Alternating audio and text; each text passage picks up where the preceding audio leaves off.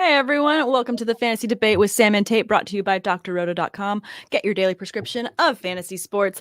This episode is brought to you by WinView Games, the nation's sports prediction leader and home for pre-game and live prop contests. You can play against your league mates, play against your friends, your family, play against your co-host, and finally settle a debate on who knows their stuff best. This week, we're obviously going to be covering the Sunday night matchup of the Chargers versus the Raiders. But before we do that, let's talk all the fun of Week 18, the playoffs, the wins and losses we all suffered in the fantasy championships, and maybe even a little bit of dynasty. Tate, are you still fired up? I'm still trying to keep the hype up, the momentum, and despite the sadness of the fantasy season being over. So I entered Monday Night Football, Big Ben Roethlisberger's swan song at Heinz Field, needing a little bit of help from TJ Watt to secure my only fantasy championship of the year, and your boy came up with 4 sacks against Baker Mayfield. You are Took welcome. me home. I got myself a chip. So, yeah, I'm still feeling those good vibes. I'm still feeling it. You know, I just now what do I do with myself? Now I got to play WinView. I got to play anything else that keeps me preoccupied now that I don't have my season-long teams anymore, right? I mean, Dynasty never stops. I threw some offers out there. I threw my offers out there. I already got told, like, dude, take a break. And that's kind of my reaction too, because I've got several offers sitting in some dynasty leagues and then getting tagged like, hey, sent you an offer. It's like, okay, I need to digest this fantasy season. It's kind of like when you've gone out and had a big meal, like a big sit down barbecue, you've had brisket, you went for the biscuits, you even got the extra mac and cheese on the side. Like it just went heavy on the carbs with like an also big barbecue meal. Like I need time to digest. Like I can't talk about food again for like 3 days. And that's kind of how I feel about trading in Dynasty. It's like, I love it, but I'm not ready. First off, is that how you go in at a all you can eat barbecue is the brisket and mac and cheese? Well, I go brisket first, and then like, because in California, we are really good at doing ribs. I'll say we can do that, but by extension of other places that do barbecue brilliantly, like obviously it's nothing that compares to. So if I get near any state that has amazing barbecue, I have to start with the brisket because I just love brisket. So a little brisket, a little mac and cheese is fine. Yep. I personally prefer the bacon mac and cheese if done correctly. Oh, yes, 100%. And then I'm throwing in some sort of mashed taters to go along with it. I'm going full comfort food. Like I'm going full blown. I'm not moving off the couch. And I disagree with you though. Being the glutton that I am, I want all more? The food I can get, all the dynasty trades I can get, all the talk I can get. I mean, unfortunately, yeah, I'm that guy that, you know, once that stuff resets and reopens and you're open to trade again, I'm already sending out feelers. And, you know, I'm that guy at the Super Bowl party too. Like, yo, what you think? Like, I'm already trying to plant the seeds in someone's head. You know, Jonathan Taylor might not be like what he was this year, you know, like I'll throw you a first and another player. Like, you know, I'm probably not working for Jonathan Taylor anymore, but the point is I am always working value on value. It's all about the value. I get that. I know I got a couple trade offers in one league that is a super flex league. So I managed to win the championship in that league. Fantastic. Absolutely love it. Yay for me. All things are awesome. Pat your back. It's all right. It's all right. Thank you. And also, thank you, Jamar Chase. Thank you, Najee Harris, for saving me. You survived Najee Harris in the semifinals. Then good. No, I had him. I had Najee Harris and I had Jamar Chase. So it was just like, thank you for all the amazingness that you brought me. Like, yay. No, I'm saying that Najee was great all season, had a dud in most semifinal rounds, right? Yeah. Killed a lot of championship bids. But if you made it to the championship round, he paid off. He did in week 17. So yeah, I mean, yeah, that was a lot to unravel in that Steelers game. Like such an emotional game on so many levels. It was great. It was very emotional. I'm not a crying person. Like I just can't naturally cry. Like even when I'm sad, something happens, you know, it's just like, oh no, like I don't cry. But when it comes to sports, I get so emotional. And that's like the only time that like water actually tries to come out of these things. It's like ridiculous. Think about it. Like you've given Ben Roethlisberger as a future Hall of Famer, and he's given the Steelers, the organization, as you well know, 18 quality years. And there was a sense between the crowd and Ben himself that this was it, right? That this was the last time this that was a he was mutual going to be recognition of right. thank you for what you've done. You are now moving on. And it was like, playing the Green Day song at every graduation of just like, it's I over. hate that song. I hate that song too, but it's like kind of, it just felt like that moment every time I was like, someone's about to play this music and I'm just not gonna be okay with it. Like my dad let it play too. Like he went with me when I was moving from Tampa, Florida to like Williamsburg, Kentucky to play like lower level college football, right? And that song came on, and like I'm like, Dad, change the channel. This sucks. Like, what's wrong with you? And like, like, why are you being emotional? I'm like, well, I'm an emotional cat, Dad. I'm sorry. You raised this. Congrats. Okay, but let's talk about the future of the Steelers post. I know how you and I are. We just go on our tangents and then we just live in tangents. But the future of the Steelers, obviously, they're going to have to figure out who the hell is going to be the quarterback because it is not going to be Mason Rudolph going forward. We didn't get to see any practice Dwayne Haskins, so we don't know what that's going to be. That contract was only for a year as well, so it's not like it's a done deal that he's going to be the starter next year. I did have a lot of faith that should he need to play, I feel like Mike Tomlin's a great coach for him, so I like him to help him get him better. But all the talk this offseason has to do with veterans coming in. They want to win now. Danger's joining in and saying Russell to Pittsburgh market. I don't think that Russ is going to end up in Pittsburgh. I have to disagree, Danger. I just don't see it. I don't feel like he fits their scheme. Do you? Well, so think about it, right? So finances do come into play when it comes to this type stuff, right? They don't have this cap space. I do not think they do. I mean, hold on. I mean, they're going to have Big Ben off the books going into next year. They're also probably not bringing back Juju Smith-Schuster. Now, he was not a astronomical contract by any means, but I think he signed a 1-year deal, if I'm not mistaken, for like he signed a 1-year deal. He also took less money than where he could have gone elsewhere. So keeping in mind how Juju just loves the city and the city loves him. And I mean, he's not playing at the level that he can achieve getting a bigger contract that he wants anyways. I could imagine him saying like sitting around the table, be like, well, who else is here? Cause I'll play again if you want me to, if someone else comes in that I want to play with. Like I could also see that happening.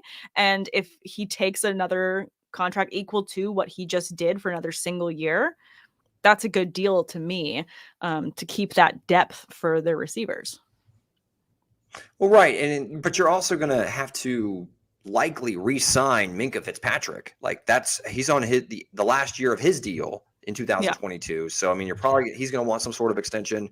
I think Joe Hayden is on the last year as well. He needs an extension.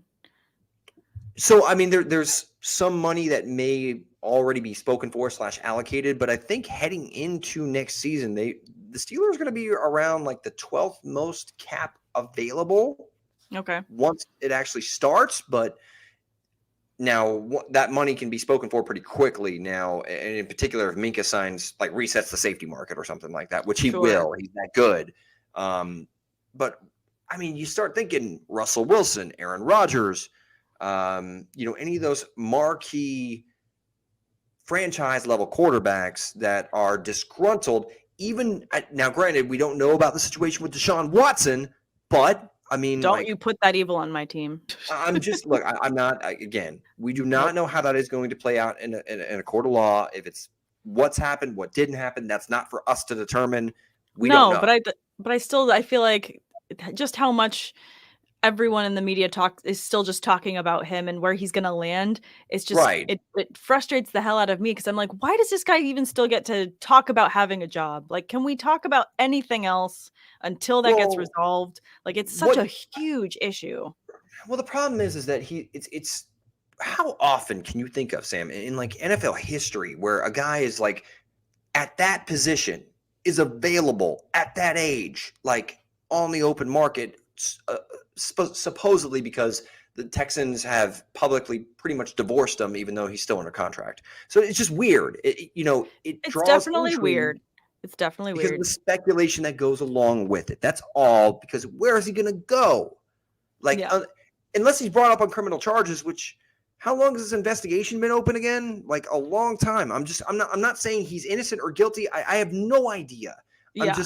I'm strictly saying that like this is still a very, very unresolved situation that could go either way because no one really knows. It's just the number of accusations is just so it feels like you want to condemn him because like is there really 22 people making shit up? Like, excuse my language, but I don't think so. I think something happened, which he should be probably punished or suspended. I don't know, though. That's wrong, and I'm not the judge, jury, and No, but executioner here. my only thought on all of it is until it gets resolved, I think that it should just be put into a conversation that's like, cool, we're not going to talk about that until we get a resolution, because Right. if all of that does come to fruition and he is convicted and all of these things, then you're just going to have all of this other stuff backlogged of like, cool, you guys, like everything was talked positively about him maybe getting this contract and all this good things happening. And it's like, I'd rather just not talk about that person and just like, let's put it on the shelf because this could be triggering. Okay, for a lot of so people. if you want to here on the Fantasy Debate, this is our show. If you don't want to talk about Deshaun Watson, we will not talk about Deshaun Watson. That's fine. Let's not talk about him. All right. Flag is in here. We're not talking about Deshaun. All right. Fair enough. Flag. I so let's focus on Rodgers, though. Rodgers and Russell Wilson, because what's very unique, I think, about both of them is they both, to me, clearly still have, obviously, Rodgers is an MVP candidate. Is he likely going to get it? Yes.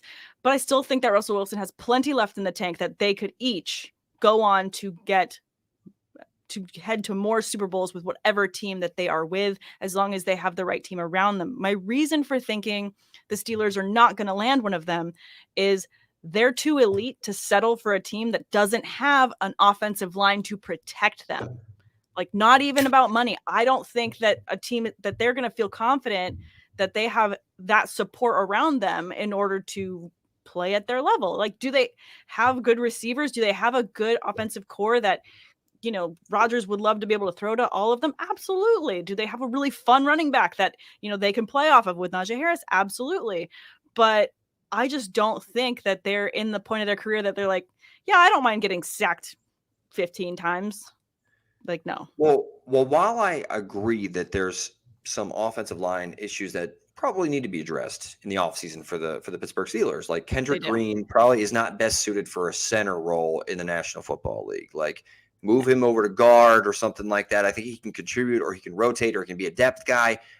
But I think he should play the center role in the National Football League? I don't.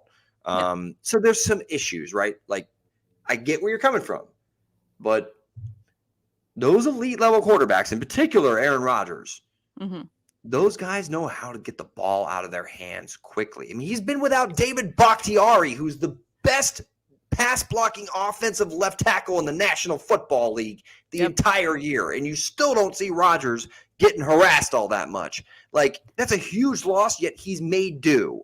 Like, elite level quarterbacks know how to get the ball out of their hands, and Rodgers is the antithesis of that. Now, Russ is different, given that Russ likes to buy time, and part of what makes Russ is that he can just scramble. You know, he does the pirouette stuff, like, you know, like he's a ballerina on the football field. No one can catch him. Thing it's that weird. I used to do in college when my friends would try to get me to play Halo, and I didn't understand what I was doing. So I would just run in circles, but also like my character would be looking everywhere because I didn't understand how to like look and run. And it was just that he does that to buy time. And though it looks really like, you know what you're doing, I feel like he shouldn't have to do that much scrambling to stay effective. Like, it's great that it's like when you're playing Madden. It's like when you're playing Madden, you don't expect the guy to run back 30 yards behind the line of scrimmage and just keep going backwards and zigzagging back and forth. But Russ does that because it's just Russ. It's what he does.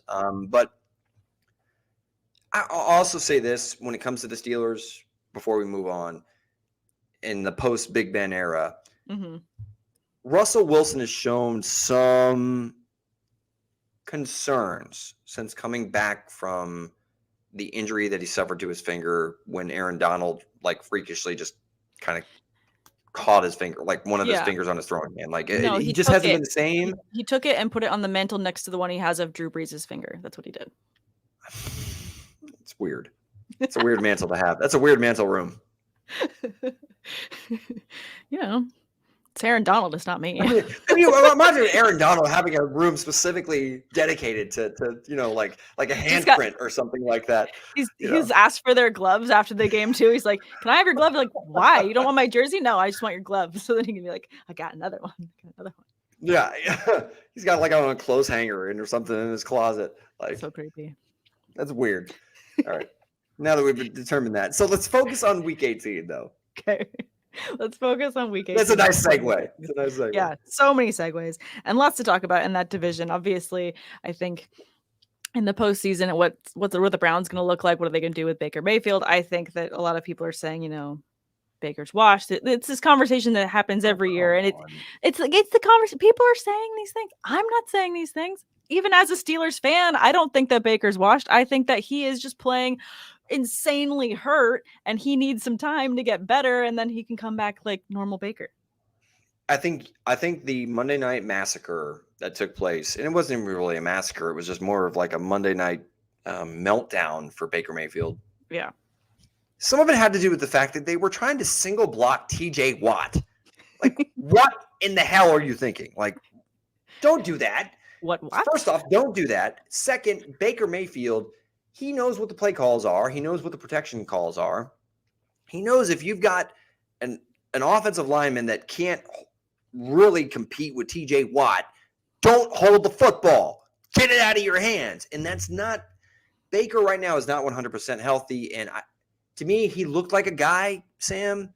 I'm not going to kill him because I know he's playing hurt. I get it. He's not 100% healthy. But he looked like he had the yips or something, right? Like he was seeing ghosts. Like he was holding the ball way too long. Mm-hmm. And he got sacked 9 times in that game. And I feel like I can confidently – I mean, I know you do the podcast with Maddie, which is great. When she takes a closer look at this, I don't know that she's going to go – that offensive line looked like hell against Pittsburgh. I think it was more on Baker holding the football, in my opinion. Yeah, I think it was a combination. The look back. My apologies. Thank you for remembering what other podcasts I do. I know. I was just I'm spinning in my head. I'm like, what the hell is the name of the podcast? And I'm like, what is wrong with me? I'm just having too many rosés. My apologies. You are forgiven. I'm a man. I'm a anchor man. You are forgiven. Yeah, no, I think it was a combination of both. And I think that next season we're going to see more Baker Mayfield. I don't think that he's going away. I am interested to see how he plays against the Bengals tomorrow, though. The Bengals they're well on their way. They look fantastic. They've already got in, and I think that Joe Burrow and that team, they've kind of hit a very interesting stride. The defense is actually doing a much more succinct and a better job at being consistent as well as of the last couple games, and taking that kind of positive momentum. I think that the Bengals are going to be a big threat in the playoffs. They've been all right all year. I mean, Trey Hendrickson is like, I think 4th or 5th in the league with 14 sacks. Like, I mean, he's been a huge addition from the New Orleans Saints. Like, yeah, I think maybe I mean more like some of the things I've noticed earlier in the season where they had a lot of penalties, a lot of little mistakes that needed a lot of cleaning up, and they're definitely working on those things, and you can see it. They look a lot cleaner. Look, I've always been a huge Joe Burrow advocate. Like, there's something about him that just speaks like it's fun. He's fun to watch. He's got that. To me, he's got that it factor, right? Like, to me, he's got the moxie. He's got the poise when bullets are flying at him. Like, it doesn't seem to overwhelm him.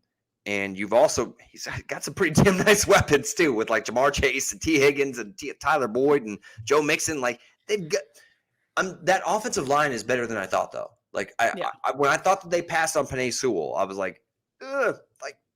He just got killed last year. Like, he's recovering from a knee injury. I know. Like, I mean, we were talking about it this last season, how like, oh, clearly Joe Burrow is going to make the calls in this organization. Like, oh, we're going to take Penei Sewell. And it's like, no, you're going to go get my guy. And they're like, no, we need to protect you. And he's like, no, you don't need to protect me. Go get my guy. Well, that guy is that guy, though. He's that dude. But that guy is Jamar Chase, and he is going to be just an insane talent at the position. You're saying he's going to be? He already is. He you is. Can make a case he's already the best in the league. Like, He is. He's looking fantastic. I'm just thinking, like, this guy over the course of X number of years, you're going to Right. look back and think we are sitting at the beginning of this story, and we should just be excited that we now get to read this story of Jamar Chase's NFL career. It is going to be insane. You start thinking like great all-time like 1-2 connections, right? Between quarterback, receiver. You start, I mean, like Chase is doing this in his rookie year. Yeah. He's doing it in his rookie year, but also what really helps is the other receivers on that team that are all super young as well. So that's Higgins. That longevity of this core is insane. And obviously, you know, I can definitely still appreciate it despite being a Steelers fan. Like this division is going to be insane. And now the Bengals have been with them are going to be able to take it to the next level to stay with this competitive level of, okay, now for how many years in a row are we going to continue to see the Bengals always in the playoffs? Because they're always going to be a threat because of this core. Well, I'll ask you, like, of some of the quarterbacks that may be available, and I don't think Baker Mayfield is going to be available, but I mean, for the Steelers, is it Baker Mayfield? Is it like, do you get a guy like Teddy Bridgewater? Do you get a guy like Jameis Winston? Like, or do you go to the draft? Because I think you have some pieces right now, Sam, for the Steelers that could compete for a Super Bowl. Yes, we do have pieces. I think of the names you said, and it's probably going to be surprising because I think that there was part of the chatter in the offseason, but I'm now looking at how things have shaken out. I wouldn't be mad about having Jameis Winston. Having that type of arm would actually would fit really well with our group. Are you making that face because you know I'm like kind of half eating my words when we talk about this before? No. I'm not making the look. Jameis has always flashed the ability, right? Like he has had the ability, but he's coming off now a serious knee injury, so it's like, okay, is he going to be right? You know, I'm not saying that Teddy Bridgewater is going to walk out the door there in Denver, but I'm just looking at like, you know, free agent guys or maybe veterans that may be available, not free agents, but available, like maybe Matt Ryan or something like that. Like, you know, what are some players that would be able to come in and really be able to maximize the Steelers' window? Because right now on the defensive side of the football, they've got some pieces, Sam, and you know this. They've got some really good pieces. I think I would be more of the mind that, like, yes, the veteran is the answer and we can still go for it now. We can still be competitive now if we can in the offseason really fix these offensive line issues, because I just don't know that we're going to hit our stride in this window that you're saying. And I agree, we have a lot of talent in these parts, but we're not going to be successful if we don't address this huge problem. If you could get Rodgers, it would be great. I don't think you'll be able to get Aaron Rodgers. I don't think you will. Yeah, I mean, he'd look great in our colors, but like, no, I don't think it'll happen. I mean, I think the city would love Russ too. But yeah, but I don't think Russ is also expensive. He's top dollar. He's market value. Like, yeah, they're just money. We'll see. But I think it makes more sense to do something like pull in someone like Jameis Winston, and because he's going to be coming and playing off of an injury, I don't think that we're gonna have to pay as much for him. And I think that that's going to leave money for us to address this offensive line issue and then be able to be successful with that type of a core. Is it going to be at the level that you would be with Rodgers under center? No, but I mean, you've also seen other teams find success despite having like not the best quarterback. Like the Broncos really gave it to the Chiefs today, and I feel like they should have won that game today. And I think that that shows that because their defense is insanely good and they've got such other good talents that can make everyone else look good. Maybe we're just going to have to be like that. Maybe we're going to have to be like, everything else looks good except for this one part, but it helps make up for that. Well, you say that, and then but the interesting part would be, for me anyway, how in the world do you transfer like the success of like someone like Ben Roethlisberger to Jameis Winston? Do you trust him to be able to drive the ship? Like, or do you want it? Because the Steelers are probably going to be picking in the teens if they don't make the playoffs. Like they'll be picking in the teens. Yeah, I think it's 17 that we get. Right. I mean, right now, if the season were to end right now, like they'd be picking right now, like late teens. Like I know this is a quarterback class. It's kind of weird that you don't have like a clearly defined top 2 or 3. But Yeah, I mean, there isn't a Trevor Lawrence in this draft. There isn't a Joe Burrow in this draft. That's not the scenario we're looking in. correct. Could someone fall like Sam Howell? Like, I mean, probably if you want to take them. Like, I mean, like somebody who disappointed last year, but like has tools. Like, do you think you can win with a rookie quarterback? Like, probably not. Like, do you want to maximize that window? I would. Your defense, Yeah. TJ Watt. I mean, like, others. Yeah. It's tough. Sam. It's interesting. It's very interesting. But I want to focus on Week 18. I love this conversation about speculation. I know, and that's what we get to look forward to more in the offseason is all the fun. I'm sitting here talking about the Steelers. This is a Steelers show. This is all this is. This is a Steelers show. Thanks. Thank you. You knew this was the plan. This was the plan the entire time. I ninjaed my did brain. Not try and do that. No, I don't have any notes written down that say just force Tate to speculate on the Steelers with you for 30 minutes. But somehow I managed to do that. So let's talk more about Week 18. There's plenty of matchups that still have a lot to play for.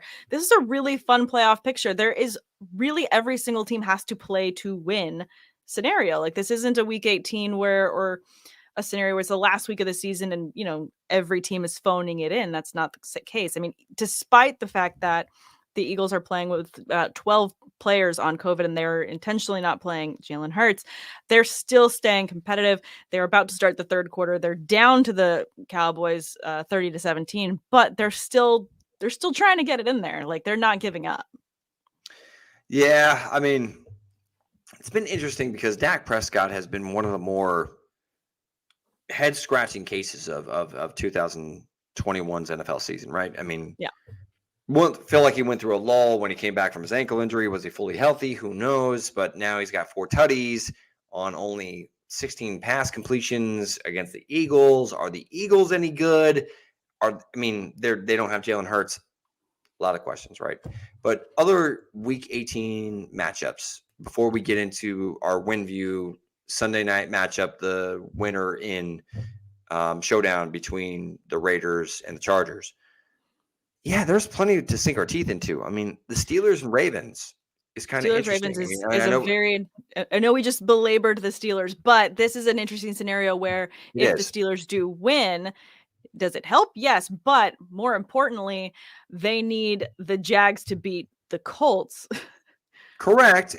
Which I don't know what to expect. The 2-14 Jags are going to beat Jonathan Taylor.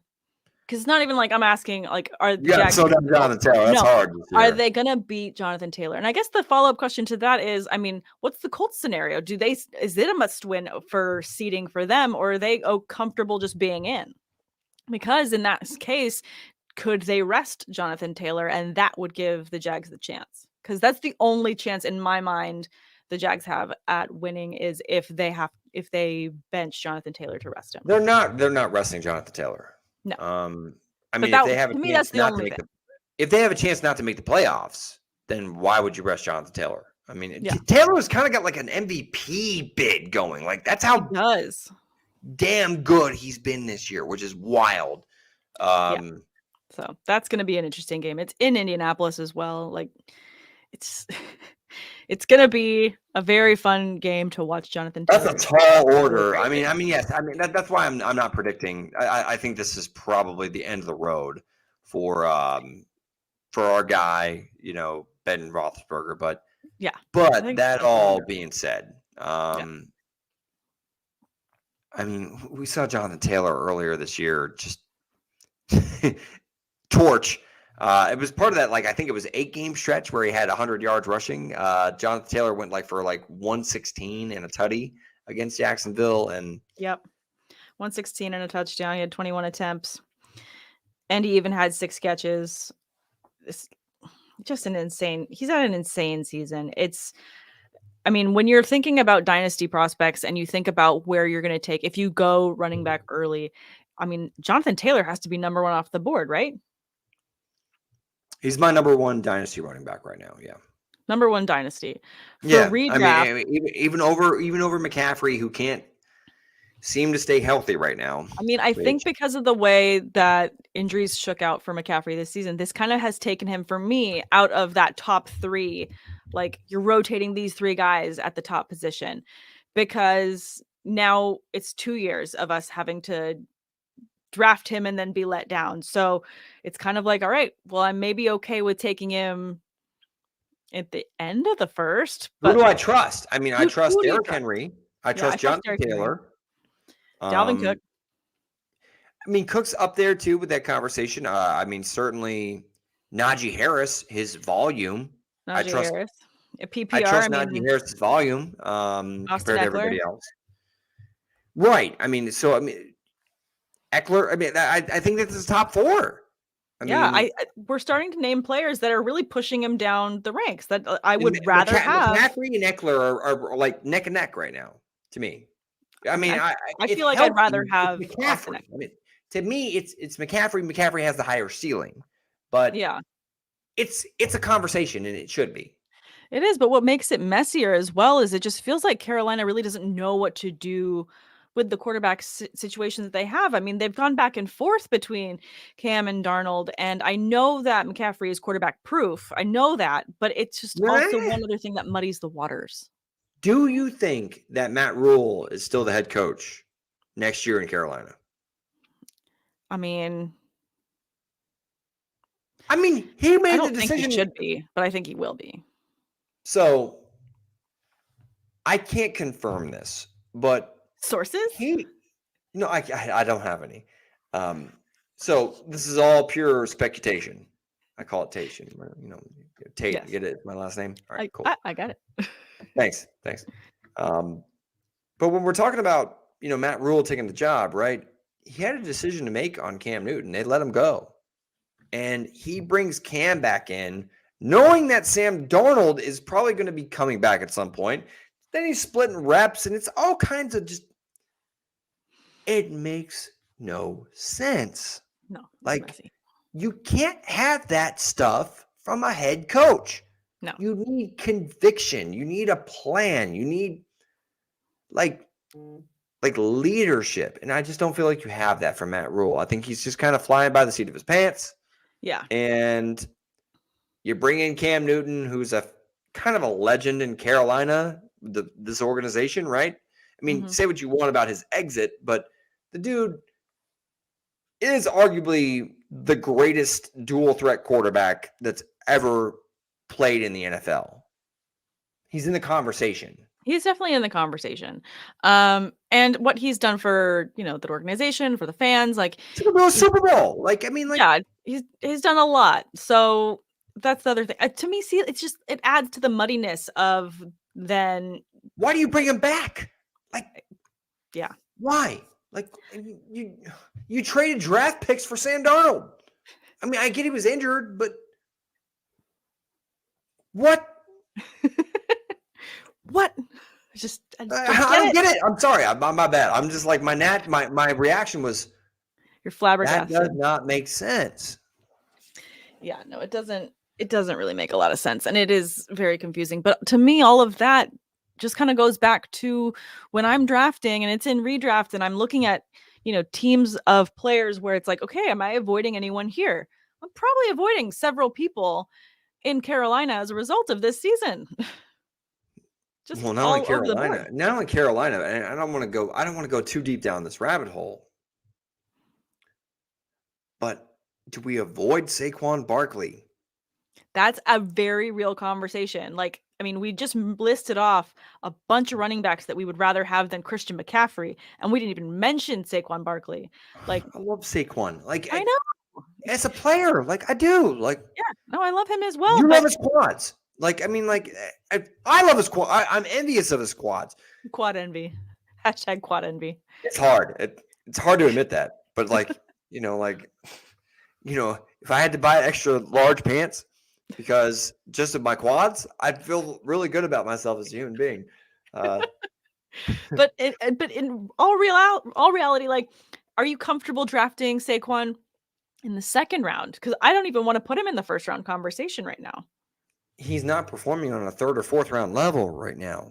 He's not. So, but that's why, that's where I'm dipping the toes in. I'm like, are you good at the second round? No. We're not even good at the third? No. Are we good at the fourth round? 12-team PPR league? Saquon's sitting on the board in the fourth round. I understand all the reasons why not to. Right. I'm not going to, but that's where we're living, and that is weird. Because he's so, like, at his peak. And it's hard to, like, not remember him at his peak because it was, like, so not long ago. It was, like, it felt like yesterday. Like, this guy was really good. He was dynamic and almost transcendent. How, like, explosive he was, right? Yeah. And then you look at now, he had the devastating knee injury against the Bears a couple of years, like over a year ago now. Yeah. And he hasn't been right all year. Is he kind of getting the Bo Jackson thing? Like, he's just so strong with his lower body extremities, right? That a lower body injury just devastates his equilibrium, and he's not the same. Like, he just doesn't trust his burst. Yeah. And that's what made him Saquon. He was just so... No, that burst is exactly... I agree, and I'm glad that you brought that up because that burst is the thing that we haven't seen since. He was different. He was different in that regard. Yeah, it's just... And that's... Now that you lose that level of superpower, that burst, like, can you ever get back to that elite level? I'm not a baseball guy. But it's if a guy who throws 101 loses his fastball. Yeah. Is he the same? I don't do baseball either, so I'm going to say no. No, I mean that's what I'm saying. Is like, if you take that move out of his arsenal, is he still a good football player? Yes. Yes, he's still a good football player, but is he going to be in that tier, like in those tiers? No, he's dropped out of those tiers for you. Right. And in particular on an offense that sucks. I'm sorry, Daniel Jones. Like, bro, Danny Pennies. Like, I mean, like, you throw some dimes, okay, I'll call you Danny Dime. But if you're playing like a penny and your offense is producing like less than 20 points per game, I'm calling you Danny Pennies. Like, I'm hating right now, but I mean, no, it's okay. I mean, hey, stop sucking. Just do better. That's all we've ever asked. I expect better. I expect better. My bad, dude. My bad. I expect better. All right, but let's move on to a couple other teams. I know that we just saw, obviously, the Chiefs won. They're still not out of the woods yet, though. In order to clinch that number one spot, they need the Titans to lose. Do we think that the Texans have it in them to upset the Titans? The Texans have been really kind of on a roll the last couple of weeks, so they could put a hurt on. But do we get Derrick Henry back this week? I've seen that he's been reactivated. I'm just saying, I think that he's going to be on the sideline. No, why would they? And risk him getting hurt? Yes, but I think he's going to be on the sidelines there. And having his presence there, I think, is going to also help the rest of the Titans. Come on, you've got your guy there. Like, is he going to play? No, but it's an energy that helps. Anything, little thing helps. I mean, it's the, most prestigious cheerleader we'll ever see, if that is Derrick Henry on the sideline, basically being there for moral support. D'Onta Foreman's done an admirable job. Like, he really has. Like, I'm not, throwing any shade at him. And really, the Titans, like, I gotta tip my hat to everybody. Like Tannehill, who hasn't had AJ Brown and Julio Jones for a good portion of this. Mike Vrabel, the head coach, like, pretty damn good job for them to be in this position, like, at this point of the season without Derrick Henry for about half of the year, right? I mean, I think that I agree. It's absolutely a tip of the cap to the coach and to the rest of the team for stepping up where they need to step up while suffering so many injuries in a season where everyone else is also, every other week you're missing parts of your squad due to COVID. It says a lot about Derrick Henry was having an MVP type. I didn't mean to interrupt you, but Derrick Henry was having like an MVP type bid. He was putting up numbers where, between weeks 2 and 6, he had a minimum of 110 rushing yards. A minimum of 110 rushing yards. And he had in those weeks, he had 3 weeks that had 3 touchdowns in each of those weeks. Like ridiculous. Filthy. Absolutely filthy, ridiculous numbers that if he had kept that pace all season long, I mean, not only would it have the conversation surrounding Jonathan Taylor, would he still be talked about as he's being good? Yes, but he would not be the star of that conversation. All of the conversations would be talking about Derrick Henry's monumental We're talking records year. on records on records on records on records, right? I mean, with an expanded season. Number. Yeah. In an expanded season, we're talking records on records on records on records. Like, but I mean, it didn't happen. Henry got hurt, and but even after him getting hurt, he still he stayed like the number 1 running back in fantasy for like an additional 3 weeks. It was nuts. No, I was like, what the hell is Henry still doing here? He's still ranked running back 16, despite missing all that he's missed. That's just the amount that he has already done. Damn. Like, I mean, and Saquon having played as much as he did is 32. Like, no, that's a great bit of perspective. Great bit of perspective. So all that being said, like Henry coming back, I personally like.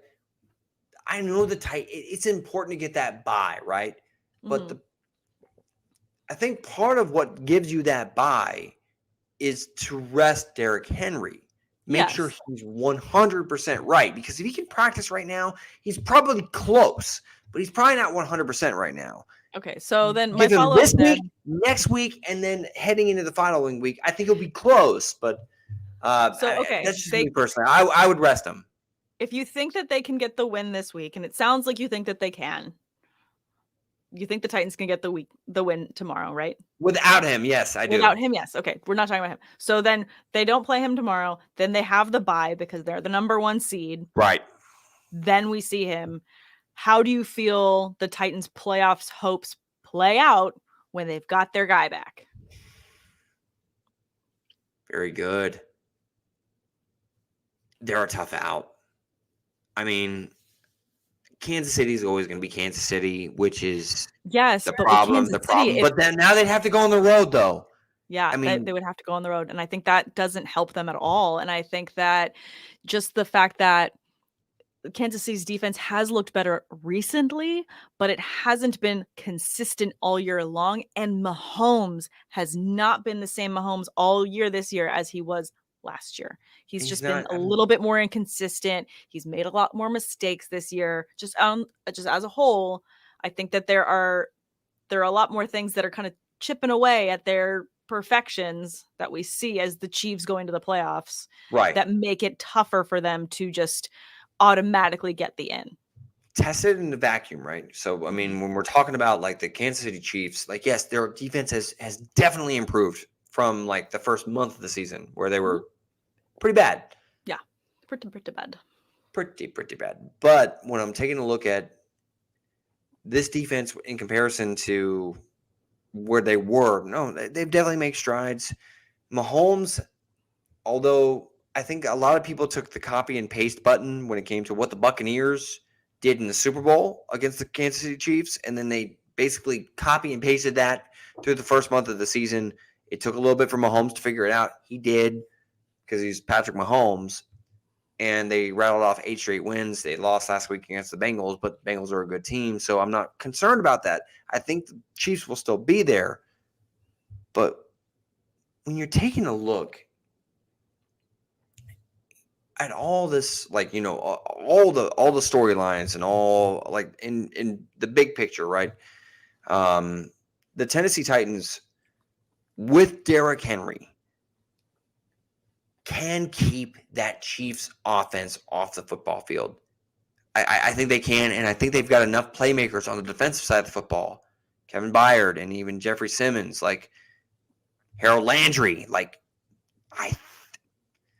they're dangerous if they get that home field advantage. Yeah. So it's an interesting question. Do you sell out and bring Henry back when he's not 100% to win this week to get the home field advantage so you have the bye? Or do you trust your team to beat the Texans without Derrick Henry? We'll find out soon. I think, we'll find out obviously tomorrow, but I think that they'll be able to get the win without him. And I think that if they can get that number 1 seed. The Titans are going to be a really tough team to see in the They're going to be playoffs. tough out. They're going to be tough out. Huge. Last question on another matchup before we get to the WinView one, because I am excited to talk about this game. Packers versus Lions. Obviously, the Packers are in. Don't have to do much. How much does Aaron Rodgers play in order to finish getting a couple records for the rest of his teammates? I think he's playing a half, 3/4 of football max. Yeah, I think that's pretty safe to say. I also asked that for purposes of like DFS tomorrow when you play. Are you playing many Packers as like compared to other weeks that you would be playing them, or are you kind of avoiding that? I'm avoiding the Packers. I just don't know what to expect. If I can't guarantee they're playing, the entire game, then what the hell am I? I mean, in terms of like other players that I like AJ Dillon a lot. I think that if they end up resting a lot of Aaron Jones, which I think that they will, I do like. Okay, I like the upside of AJ Dillon in that matchup just for DFS purposes. Wanted to throw it out there, just a name to not forget. So let me go ahead. I'm gonna somehow I have to redo this. I had it lined up. I don't know where it went, but I'm gonna share my screen so we can start doing this WinView one. Very excited for this. Let's freaking go. Thank you to our friends over at WinView. Guys, please head on over to winview.tv/doc so you can get $100 matched on your first deposit. It is a lot of fun. Let me get this banner out of the way so you guys can see everything. It's okay. I've been doing this all year long. Thanks. I know what I'm doing. It's not that hard. There we go. All right, let's cover each of these questions. We got 10 questions to come over, 10 props. Very excited to get through all of these with you all. Obviously, we're going to start off with the very first and most difficult question, but who wins this game? Tate. It's go an even Chargers, split. go. I'm going Chargers. I know it's on the road. I know it's against the Raiders, but I'm going Chargers with this one. To me, they're the better football team. And the better football team, even though the Raiders have done, really, tip of the hat to them and everybody on that organization for being able to kind of overcome what has been a tumultuous year, right? With Henry Ruggs and John Gruden. There's so many. And I think another player, I forget which one, and I can't believe I'm forgetting, but another one got pulled over for a DUI, I think last week or the week before. And it's just like, there's so many off the field issues that the Raiders have had. So the fact that they've been able to pull together as many wins as they had says a lot, I think, about Derek Carr and his energy that he has with the team. His leadership. They may be getting Darren Waller back. Yeah, that would help them as well. But huge. Yeah. So overall, we're going into this WinView with the prediction that we feel that the Chargers are walking away with this one and they're going to win and get into those playoffs. Should. All right. Let's go it. Bank it. Next one. Number 2, both teams combined to score 47 or more points in this game. So do we feel like this is going to be a high scoring affair? I do. Yeah. Even though there's a recipe where both teams could struggle, I'm banking the fact that both teams are going to be kind of pulling out all the stops and they'll make it happen. It's going to be a higher scoring game. I think you probably won't feel good about it at halftime, but I predict in the second half things start to open up a little bit. All right, we're going to go yes on this one. I agree. I think it's going to be a very high scoring game. Both teams have to keep competitive this entire matchup because it is you win and you go on. And for that scenario, for both of these organizations, I think it means a lot to both teams to get this win, just to put an end to this season, a positive end to their seasons. They've both had ups and downs.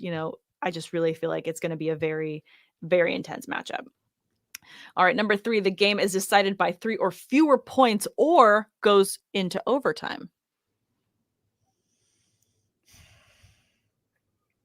Chargers really should handle their business. The Raiders just hang around though. This is kind of tough. I'm gonna say with conviction that the Chargers do their thing. So you're gonna say no. I'm gonna say no. All right, and we're looking at this spread difference here. I know, which means it favors what my answer is, but it's a division game. It's hard to predict. It is a division game. It's very hard to predict. But I kind of agree with you. I feel like they're going to get the win by at least a touchdown. I don't think it's going to be that close. I think that they come back and there's... Even if they get back Darren Waller, the Raiders' offense has struggled a little bit in the past, in recent weeks. So they have. I feel like they've also made a lot of mistakes on defense as well. So I just, I feel like I'm good with saying that I think that the Chargers are going to win by more than 3 points. Make the prediction. On to the next one. Number 4, Derek Carr records more total passing yards than Justin Herbert in this game.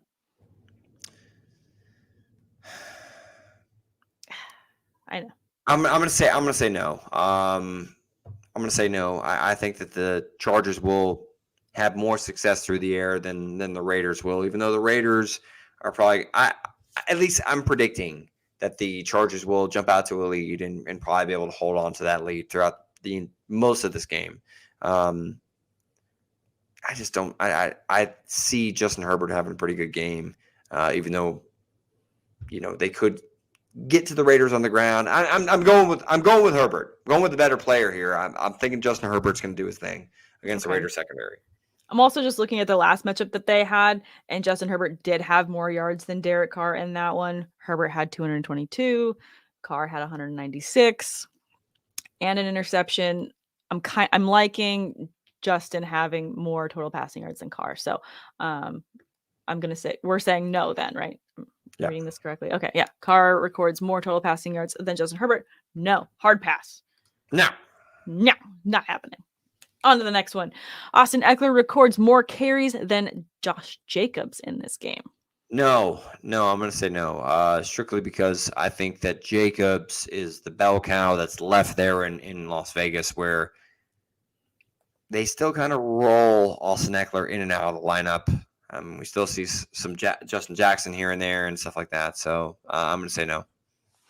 Yeah, I agree. No, I think the only thing that's making me pause is that Jacobs is dealing with a rib injury.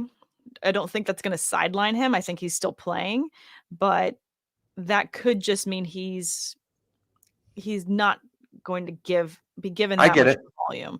But Jacobs is always dealing with some sort of injury, though. So I mean, but we're talking carries specifically, and I think we all know that Eckler's far more deadly in the passing game and always ends up having such good volume there with higher yards. I mean, on just 3 catches last week, he had 54 yards. So he had 54 yards on rushes, and that one he had 58 rushing yards with 17 attempts. Like, he's just more efficient with the catches that he gets anyways. And I think that he's going to be utilized more that way. So I agree.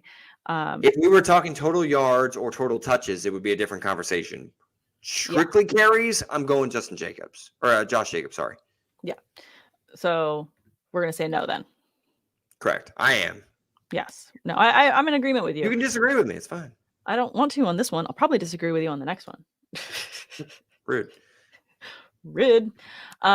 Number 6, either team records a defensive or special teams touchdown in this game. No, it's rare. No. No. Just doesn't. I'm thinking about these defenses. I don't feel like it sounds mean. I don't feel like they're special enough. I feel like there's so many other teams that I like more for this question than this matchup. So I just don't see it happening. Yeah, exactly. The matchup. Like, I don't see Justin Herbert or Derek Carr turning the ball over at an alarming rate or throwing a pick six or something like that. So I'm with you on this. Number 7, each team makes at least 2 total field goals in the game. Use the risk-free. This is just damn it. Makes at least 2 field goals in the game. I'm going to say no. One of them probably doesn't. They need to make 2 field goals? I'm going to say yes, but then we'll use our risk-free. This is just silly, man. Why not? It's fine. No. It's fine. No, just go with yes. It's fine. That's what your gut tells you. Let's go. Let's go with yes. Hunter Renfrow records 8 or more total receptions in the game. I'm going to say no. That's high. Even though, in particular, if Darren Waller plays, hell no. So I'm going to say no. I mean, last week he had 9. Weeks 14 and 13, he had 14, 13, and 12. He had at least 9 in those weeks as well. I mean, Waller I don't has think not it's been active crazy. for a while, though. He hasn't, but besides Darren Waller, Hunter Renfrow's the only other guy for them there in the passing game. I mean, that they've been using so consistently. So here's my contingent answer then. Then I've got one that's, if Waller plays, no. If he doesn't play, then I would say yes, because he's the main target for Derek Carr. Okay, but we have to answer now. So I'm saying, do you think Darren Waller is going to play? I do. I think a playoff berth is on the line. So I think that Waller is going to be available. And so for that reason, you think no. So that reason I say no. Okay. All right. No, I think that logic makes sense to me. Thanks. Every now and then I say something that makes sense. Well, once in a while, yeah. All right. Mike Williams records a reception of 30 yards or more in this game. Kind of a coin flip, but I mean, I'm going to just play the odds and say no. Yeah, I agree. I feel like, I don't think it's going to happen. On to the number 10, the very last question to wrap it up. Any player records 2 or more receiving touchdowns in the game. That's a single player getting 2. Who's even capable of it? Like Keenan Allen, Austin Eckler, maybe Darren Waller plays. I think Austin Eckler's most capable. Austin Eckler and I think Hunter Renfrow are the most capable. With Darren Waller back, he would be my other vote for that. But even looking at Keenan Allen, he's only had 2 touchdowns once this season in a single week. Mike Williams has done it more. He's done it twice, but that was earlier this year. And then looking at Eckler. I'm saying no. I mean, two touchdowns is a high. 2 receiving touchdowns. Austin Eckler's only done it once this year. That's what I'm saying. 2 receiving touchdowns. That's hard to do. Like, I mean, 2 total touchdowns. I'd be a little bit more inclined to roll the dice because of the 4.2 points bonus that you would get for answering yes. But nah, I mean, like with none of that, it's just pure receiving. No, I'm not doing that. I'm going no. All right, I agree with you there. Thank you so much, WinView, for letting us play. It is so much fun. It's been a whole year of getting to work with them as our sponsors, and it's been a lot of fun.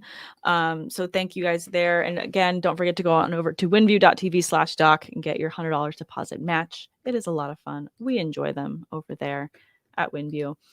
Any last thoughts before we wrap up this week 18 show? And then we get to look forward to far more speculation in the offseason.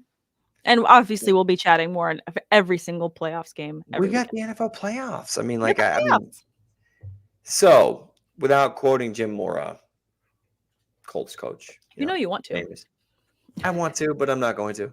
Everybody knows what I'm referencing, so I'll just leave it at that. No, it's been a great year. It's been a transition to this new platform, this new show, and it's been fantastic. So, I mean, a great team over at drroto.com. Just want to go ahead and say it's been a fun regular season, and we're looking forward to the postseason, draft season, and everything that comes along with it moving forward in 2022. Oh, yeah. Definitely looking forward to it. Looking forward to a lot of off-season fun. Looking forward to a little bit of a football break as well, because I think we all need a little bit of a break at times, but only after the playoffs and after all the Super Bowl fun. Like, I'm still... Big deal. Yeah, we need a little paid time off. You know what I mean? Still plenty to go. And I did not release a Stockwatch article this past week, but I am going to put one out this coming Tuesday that will be a retrospective of the whole season. So that should be a bit more robust and be a lot of fun for people to read. Again, coming out on Tuesday. Yeah, I mean, well, that's coming out on Tuesday. We'll have another episode of the Fantasy Debate with Sam and Tate here on drroto.com just next week, heading into Wild Card Weekend. So until next time, later, says the Tater. Have a good one. Thanks, guys, for listening to the Fantasy Debate with Sam and Tate. Check out all the other content, seasonal and DFS tools, as well as premium access to our staff for all your fantasy sports questions in the members-only Discord right here at drroto.com. Have a wonderful one, guys. Bye.